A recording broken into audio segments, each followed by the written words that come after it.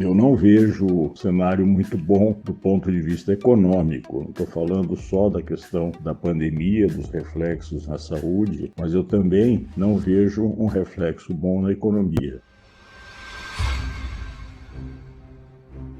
Aí, antes da pandemia, uma série de reformas, como a gente vem discutindo aqui na nossa página. Veio a pandemia, com a saída do Moro veio aquele vídeo da reunião macabra lá, exposta para o país inteiro, e ali nós vimos o Guedes soltar uma pá de coisas. Estou falando do Guedes porque ele capitaneia a economia do país, mas não foi só o Guedes. E as coisas continuam, parece que de vento em popa para o governo, porque nada acontece, mesmo com tudo isso exposto, né? Como que você está sentindo, como é que você está acompanhando o desenrolar da economia nesse momento e o seu prognóstico aí para, vamos dizer, esse segundo semestre que se avizinha? Olha, Carlos, está na seguinte situação. Eles estão tendo que gastar agora porque não tem alternativa, ou gastam ou quebram um monte de empresas, principalmente pequenas e médias empresas, microempresas, e aí eles têm que manter essa ajuda. Agora, o governo vai prorrogar só por 2 meses, sendo metade da ajuda que está dando, ou seja, vai dar mais um mês do que vinha dando. É muito pouco esses R$300 agora e 300 no outro mês. Há uma tendência no Congresso de estender essa ajuda em R$600 até o final do ano, pelo menos. É isso, é daí que virá uma parte boa do faturamento das empresas, porque ativa o comércio, ativa os serviços, ativa a indústria, a própria agricultura, ou seja, o governo está sendo empurrado a gastar dinheiro, coisa que ele não quer. E nesse sentido, o presidente fica entrando contra o resguardo com relação ao coronavírus, criando aí um problema grave para a população do ponto de vista de saúde, do ponto de vista de contaminação, do ponto de vista de mortes pelo coronavírus.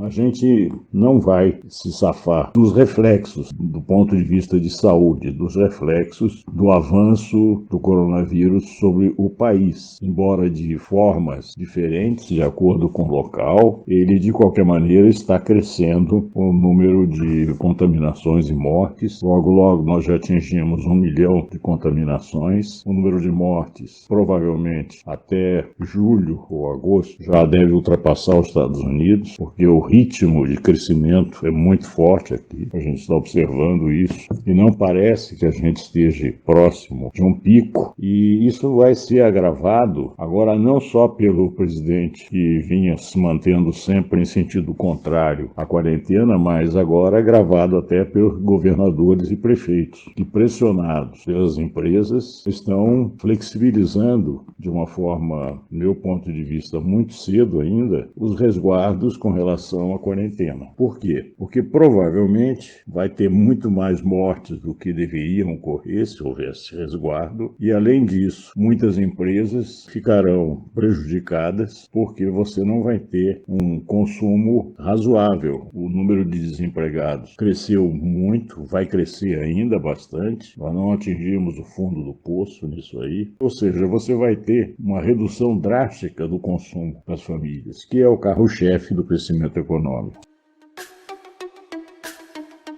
65%, em média, do crescimento econômico sempre veio, historicamente, do consumo das famílias. Ou seja, as famílias com poder aquisitivo aumentam o consumo, quando melhora o seu poder aquisitivo. Mas não é isso que está ocorrendo e não é isso o que se prevê que vai ocorrer. E isso se reflete não apenas no restante desse ano, mas também em boa parte do ano que vem. Então, as perspectivas não são nada animadoras.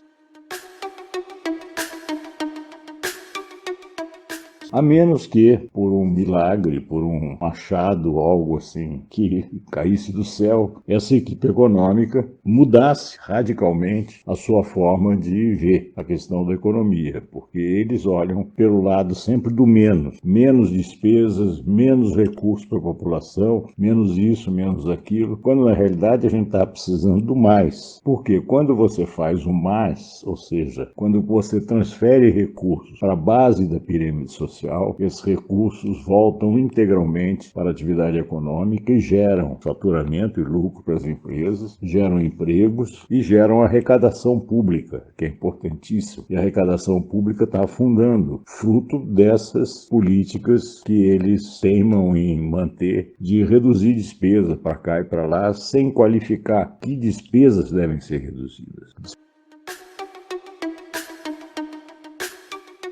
Despesas que devem ser reduzidas são aquelas que beneficiam o andar de cima. E tem muita despesa no orçamento que beneficia o andar de cima. Para começar, tem muitas isenções tributárias, coisa mais de 250, 300 bilhões de reais, em que você não cobra tributos de empresas fortes, como, por exemplo, na questão da saúde, do Hospital Sírio-Libanês e Einstein, por exemplo, que são dois hospitais que servem ao andar de cima, cobram caríssimo pelos tratamentos, são lucrativos, muito lucrativos, mas não beneficiam praticamente a população mais pobre do andar de baixo.